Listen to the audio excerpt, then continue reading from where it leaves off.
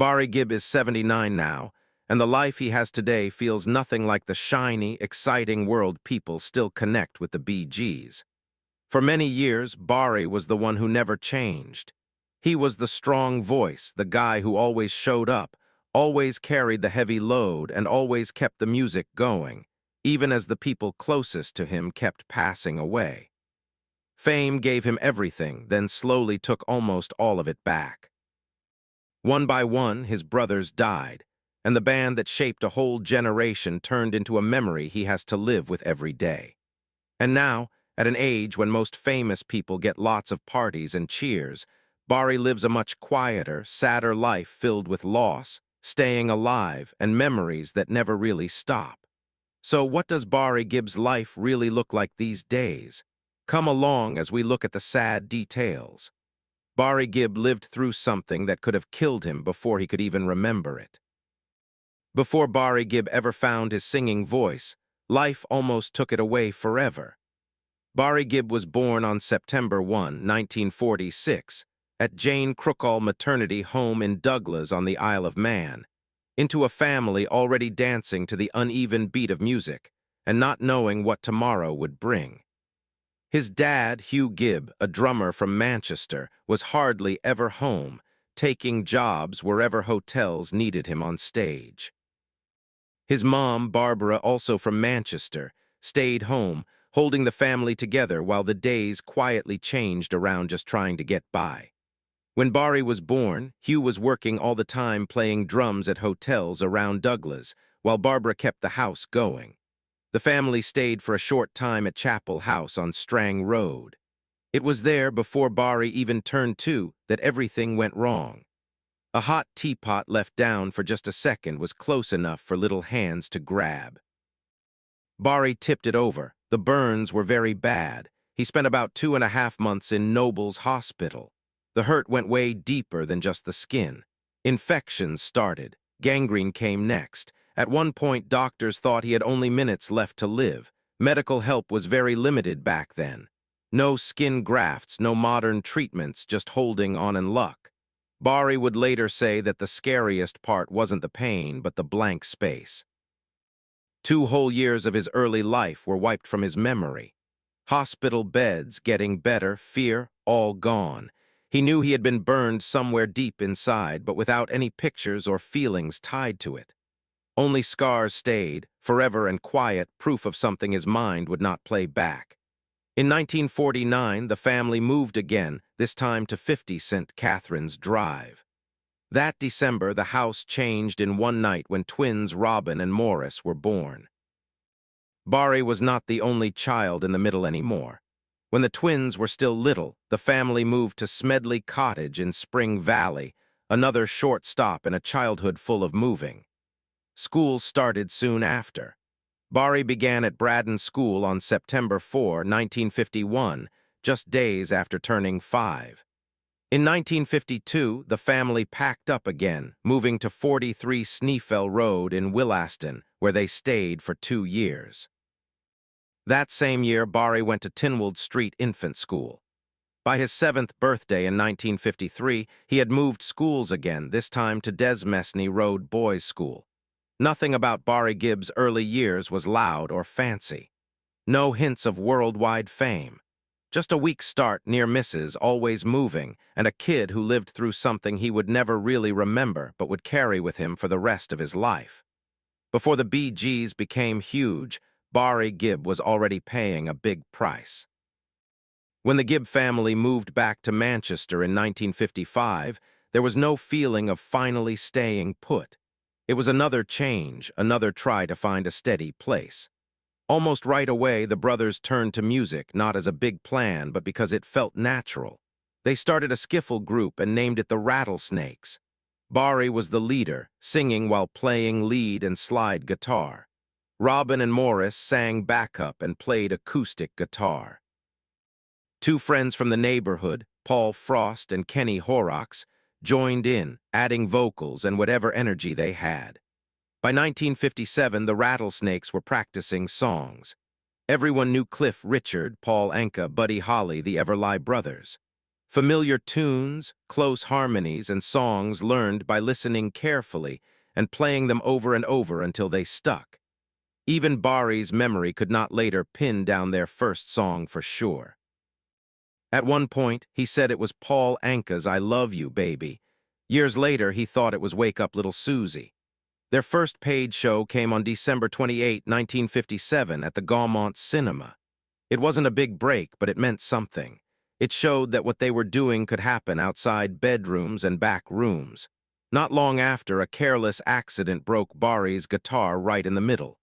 Frost later described it just like that, snapped clean in two. By May 1958, as the family moved again to Northern Grove, Frost and Horrocks dropped out. The band got smaller. The brothers stayed. They changed their name to Johnny Hayes and the Blue Cats and found a way to keep going. Every Thursday night from 7 to 9, they played the Minor 15 talent contest for kids under 15 at the Princess Club in Chorlton. Same stage, same crowd, same nerves. Week after week, they showed up, learning how to perform, even when nothing was promised.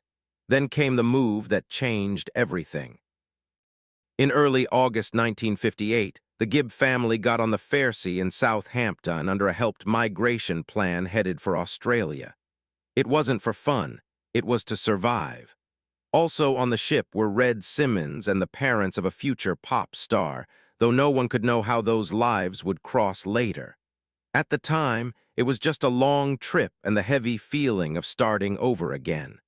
Australia gave no easy ways.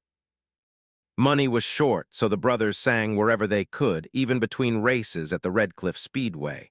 It wasn't fancy, but it helped pay bills.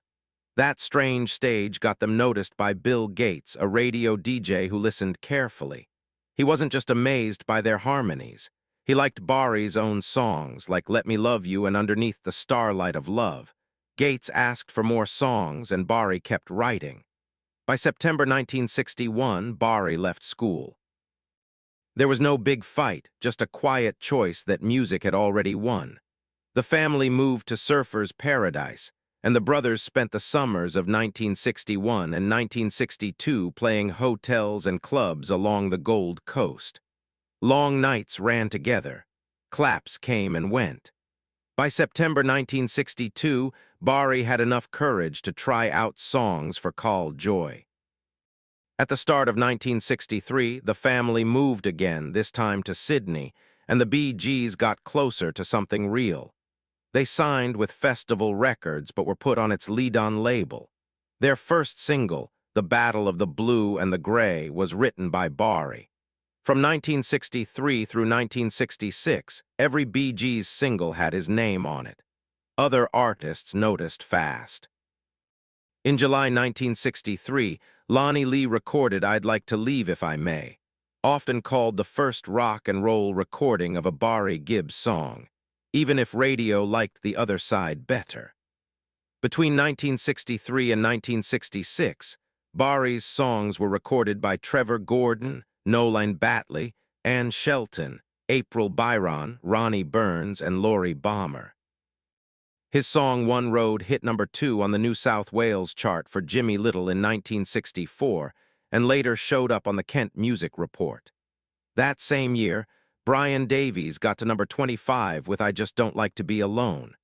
Bari's writing went faster than the band itself. In 1966, real notice came when Bari won the Radio 5 Ka Award for Best Composition with I Was a Lover, a Leader of Men. Things sped up and rest disappeared. Early in 1967, the Bee Gees went back to the United Kingdom. On February 24, they passed a live tryout and signed with Robert Stigwood the same day Spicks and Specks came out in Britain. Stigwood became their manager right away. Drummer Colin Peterson and lead guitarist Vince Meloney joined soon after. Their first international album, Bee Gees First, came next. The second single, To Love Somebody with Bari singing lead, took off on its own and never really stopped. Around the same time, the brothers added backup vocals to Cowman, Milk Your Cow, written by Bari and Robin and sung by Adam Faith. One night in 1967, Barry was inside London's Speakeasy Club, a place that worked on who you knew rather than signs. Pete Townshend introduced him to John Lennon, who hardly turned around. Lennon had just come from the SGT, Pepper's Lonely Hearts Club Band photo shoot, and stayed deep in talk. Barry later joked that he met Lennon's back, not his front. It was a weird moment, close enough to touch history, far enough to feel unseen. Behind the scenes, pressure grew little by little. The schedule never let up and expectations only got higher. On a flight from Australia to Turkey in 1967, both Barry and Robin passed out from nervous tiredness. By December 23, they left England again, landing in Australia on Christmas Day after missing Christmas Eve completely. They spent the holiday with Stigwood's family, then went to Sydney, already worn out. By the end of 1967, the stress was clear. In early 1968, fights over who controlled the music got worse, spilling into the studio and onto the stage. Shows on the Smothers Brothers show and the Ed Sullivan show grew their fans in the United States, but tension went with them everywhere. Barry's 1968 song, Only One Woman, became a UK hit for the Marbles, and Hollywood invites came soon. At a party thrown by Lee Hasselwood, open photos later showed Barry chatting with actress Angela Cartwright, and in another shot playing guitar while members of the Honey Limited sang along. Nothing in the pictures was bad. It was just a sign of how open and famous the band had gotten. In 1969, the Bee Gees put out 1st of May with Lamplight on the other side. Robert Stigwood picked 1st of May as the A-side. Shortly after, Robin said he was going solo. The Bee Gees put out Tomorrow without him. Barry stayed busy co-writing and producing for Samantha Sang and producing songs for P.P. Arnold, including Bury Me Down by the River. Drummer Colin Peterson left that summer, leaving the group down to Barry and Morris. Harry Cox came in for a short time. Songs were recorded. Only a few came out. By December 1969, the Bee Gees said they were breaking up. In January 1970, Barry went back to the one thing that never left him, writing quietly without stop, getting ready for recording sessions the next month, while everything from before hung heavy and unfinished, refusing to go away. And that heavy, unfinished feeling is exactly where the next part starts, when the Bee Gees broke up, and why it almost stayed that way. When the Bee Gees sang together, it sounded easy, like harmony was just how they were. What most people never saw was how hard that harmony was to keep once the music stopped.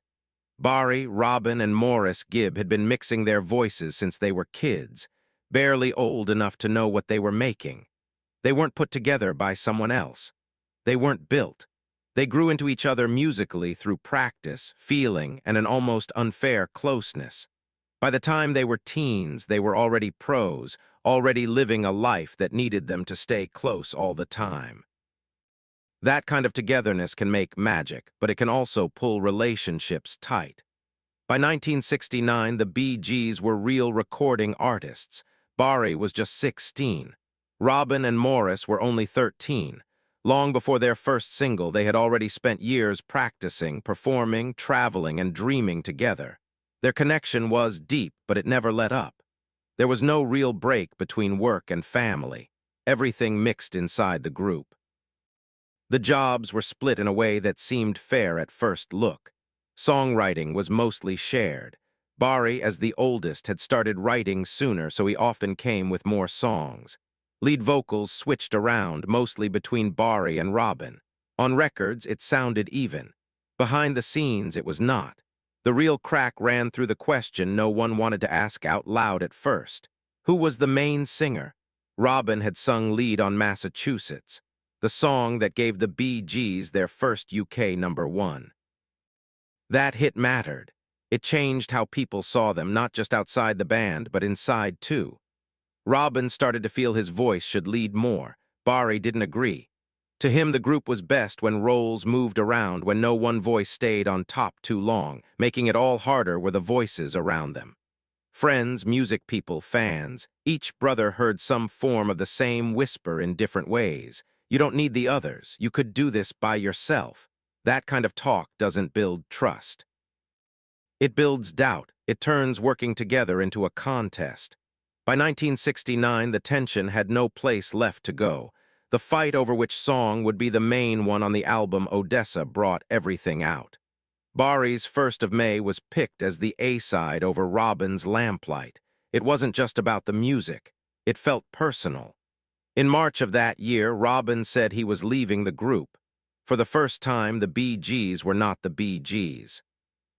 Bari and Morris kept going as a duo, using the same name, even recording the album Cucumber Castle without Robin in the sessions at all.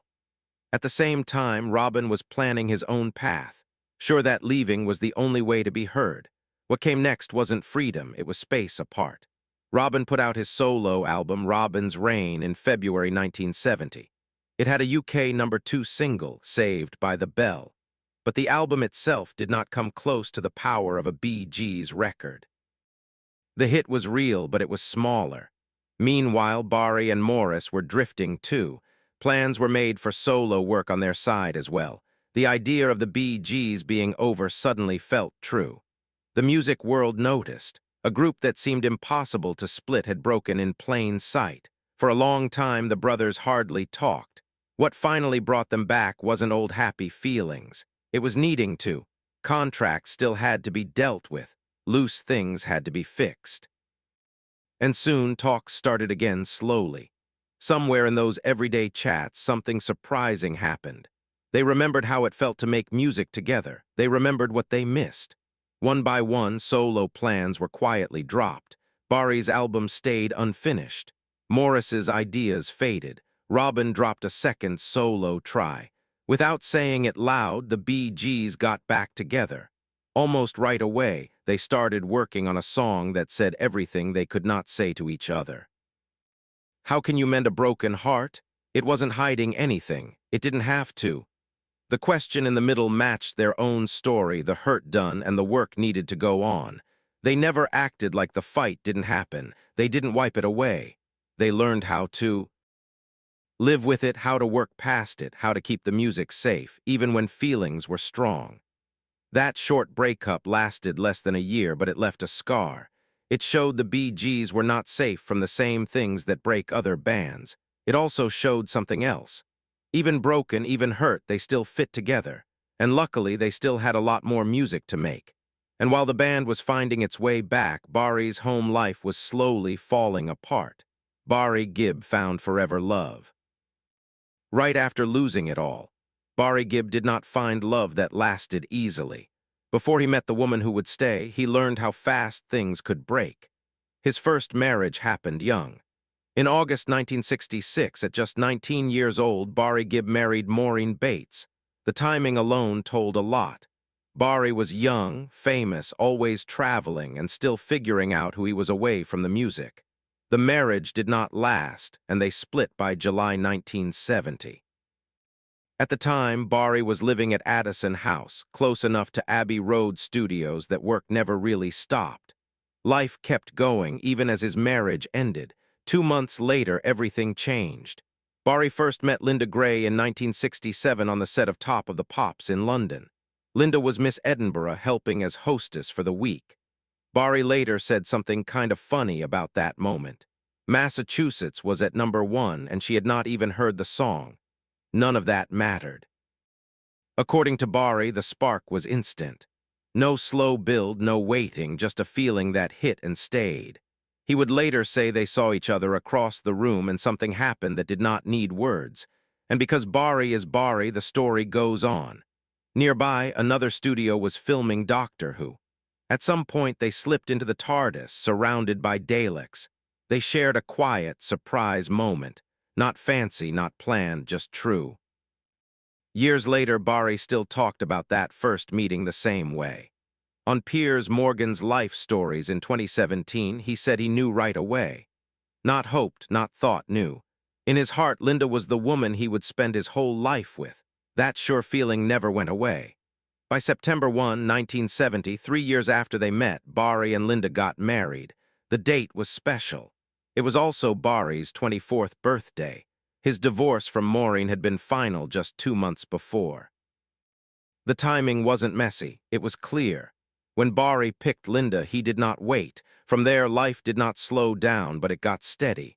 3 years into their marriage, Barry and Linda had their first child. On December 1, Stephen Thaddeus Crompton Gibb was born in London. Later raised in Miami, Stephen grew up around music but not pushed into it. At 3, he played piano. As a teen, he turned to guitar. His style went heavier, louder. Over time, he played with hard rock and metal bands, including with Black Label Society and Crowbar. It wasn't the Bee Gees' sound, and that was okay. Their second son, Ashley Robert Crompton Gibb, came on September 8. Music pulled at him too, just in another way. According to old fan stories, Linda had always liked the name Ashley. His middle name came from Robert Stigwood, the man whose trust in the Bee Gees changed their lives. In January 1981, Barry and Linda had their third son, Travis Gibb, born in Florida. Then 3 years later, the family grew more. On December 1, 1984, Michael Gibb was born, sharing a birthday with his big brother Stephen. Michael was named after Michael Jackson, Barry's close friend and Michael's godfather. While music was always close, Michael picked acting instead, getting many roles on screen over the years. In December 1991, the family had their first daughter, Alexandra Gibb. By then, Barry and Linda's house was full and noisy. Fame was still there, but it was not the main thing in Barry's life anymore. Family was. The next part came quietly. In December 2002, Stephen had his daughter, Nina, making her Barry and Linda's first grandchild. The next year, Ashley's son, Lucas John Crompton, was born. Over time, the number grew. 7 grandchildren in all, a new kind of legacy that had nothing to do with charts or prizes. In September last year, Barry and Linda celebrated 54 years of marriage. 5 children, 7 grandchildren, a lifetime of music that went around the world. Through everything, they stayed together. No big public fights, no drama, just staying steady. Today, Barry and Linda live in their Miami Beach home, far from the wild days of Barry's younger years. The fame never went away, but it stopped being the loudest part. What is left is something calmer. A love that started in a TV studio, went through a blue police box, and somehow lasted longer than anyone thought. But while Barry Gibb's home life looks calm now, there was a time when everything he built was covered by loss long before the quiet days of family and grandchildren. Barry had to face a string of sad events that no fame could make easier. One by one, he lost all 3 of his brothers, the people who shared not just his childhood, but his music, his dreams, and who he was. Those losses did not come all at once. They came years apart, each one opening old hurts again. Barry never really got to heal fully. Barry Gibb lost his brothers one by one and had to live with the quiet. For all the happiness the Bee Gees gave the world, the later years of their story are marked by something much quieter and much sadder. By 2003, sad things had started closing in on the Gibb family in a way no success could make better. That January, Morris Gibb died suddenly in Miami. He was only 53. What started as bad stomach pain turned into a rush to Mount Sinai Medical Center, where doctors found a twisted intestine, a volvulus that needed surgery right away. Morris woke up a little after the operation, giving a small bit of hope, but his body could not get better. Heart stop came next, and he was gone. For the Bee Gees, the loss was huge. Morris was not just a member, he was the one who kept things steady. The person in the band called the glue. He knew harmony by feel, held songs together, calmed fights, and kept things from going too far when feelings got high. When he died, something important was gone. Barry and Robin were left, suddenly knowing the balance they always counted on was missing. Less than 10 years later, the family had to face that kind of loss again. Robin Gibb died in London at age 62 after a long and hard fight with colorectal cancer that had spread to his liver. In his last months, his health got worse fast. Pneumonia put him in a coma, and though he woke up for a bit, his body was already giving up. Liver and kidney failure came next, and there was no coming back. Robin's voice had always stood out. That shaking vibrato made songs like Massachusetts, and I started a joke feel very personal to millions of people. Even as he got sicker, he kept working, kept recording, kept going until he could not anymore. His death shut the door on a time that Bari could never open again. When Bari later talked about losing his brothers, the sadness came out easy. He said his biggest regret was knowing that every brother he lost died during a time when they were not getting along. That fact, he said, was something he would carry forever. Thinking about it for the rest of his life, he called himself the last man standing, a truth he still could not fully get, especially as the oldest. During that talk, Bari cried, saying it was the first time he had ever done that while talking about it. The feeling wasn't fake. It was tiredness mixed with shock. Bari went on to say that no one ever really knew what the three brothers felt for each other because that knowing was only between them. What they had was not just brother closeness. It was being one. He said the three of them became one person in many ways, pushed by the same dream, going the same way. That shared goal more than the fame or prizes was what he missed most. Hanging over all of it was an earlier loss that never stopped hurting the family. Andy Gibb, the youngest brother, died in 1988 at just 30 years old after years fighting drug addiction and feeling down. His death came long before the others, but the pain never went away. Andy's passing was the first break, the warning that even great talent and love were not enough to keep them safe from everything. Bari Gibb at 79, the money, the power, and the life he never brags about. At this point in his life, Bari Gibb is not chasing anything anymore. He is living with what is left. As of 2025, Bari Gibb is 79 years old and the last living member of the Bee Gees, a fact that sits over everything else. No matter how good or comfy his life looks, the music never left him, but the loud part around it has quieted. What is left is history, family, and a kind of money that does not need to shout. Bari is still doing things, not touring all the time, not trying to live the past again, but here now. He keeps watching over and adding to the Bee Gees' songs, making sure the music is treated with care, purpose, and respect. He is not finished, but he picks what he does. His way of living shows years of success without going too far. In Miami, Bari has a waterfront house worth about $25 million, a place that gives privacy, room, and clear views. It is less about showing off and more about peace, a spot where the world stays out. Along with that, he has a UK home worth between 7 and 12 million, keeping a tie to the place where it all started. There was once another house, one that held its own history. In 2006, Bari bought a Tennessee ranch that had belonged to Johnny Cash for $2.3 million. It was supposed to be fixed up, made new. Instead, a fire burned the house down in 2007 while work was happening. The loss was never built back. Some things are not meant to be redone. Bari's likes go beyond houses. He has long loved cars, especially ones that mix smart building with character. In his call, CDON is a Lamborghini Countach 5000S, a car that says more about style and time than just speed. It is not a group made for show. It is chosen carefully. Money-wise, Bari is in a spot few singers ever get to. As of 2025, his net worth is around $140 million, making him the richest from the Bee Gees family. That number is not from one way of making money, but many built up over time. Bee Gees royalties alone bring in about $5 to $10 million a year. His songs for other singers add another $1 to $2 million each year. Even without big tour, solo shows and special appearances add $1 to $2 million more. Deals to use Bee Gees songs in movies, ads, and TV bring in $3 to $5 million yearly, quietly keeping the music out there. His things tell their own story. The Miami house is at $25 million. The UK home is between 7 and 12 million. His cars and yacht together are worth 9 to 12 million. Sales of BG's stuff and ongoing interest bring in another 1 to 3 million a year.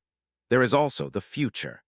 Bari is set as an executive producer on a big BG's movie being made now. Depending on how it does and final deals, that job could bring him $500,000 to $2 million. More than that, it lets him control how the story is told. Even at his age, Bari has not stepped away. He still comes when it counts, still helps when it feels right, still protects the music as something special, not just for money. His life now is quieter, heavier, and much more careful than the fame-filled years before. Bari Gibb is not known by fancy things, even though he has them. He is not known by money, even though he earned it. What knows him now is staying strong, the power to keep going, to remember, to live good without acting like nothing was lost on the way. At 79, he is not just the last BG. He is the one left to hold it all. Which BG's songs are your favorites? Tell us in the comments below. Don't forget to like, share, and subscribe. Also, click the next videos on your screen. You will like them.